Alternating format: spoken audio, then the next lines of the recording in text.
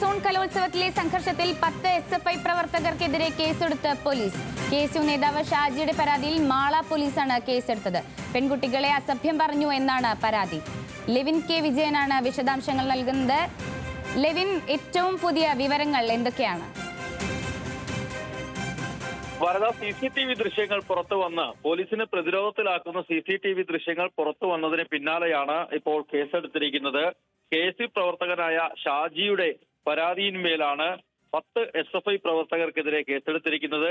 zone കലോത്സവത്തിൽ സംഘർഷമുണ്ടായ 3-ാം ദിവസം കഴിഞ്ഞ ചൊവ്വാഴ്ച ജനുവരി 28-ന് പുലർച്ചെ 1 മണിയോടുകൂടി MSFന്റെ ചെയർപേഴ്സണായ കാലിക്കറ്റ് യൂണിവേഴ്സിറ്റിയുടെ ചെയർപേഴ്സണായ നിദ ഫാത്തിമയെ അടക്കം ആക്രമിക്കാൻ ശ്രമിച്ച SFI പ്രവർത്തകരെ തടയുന്നതിനും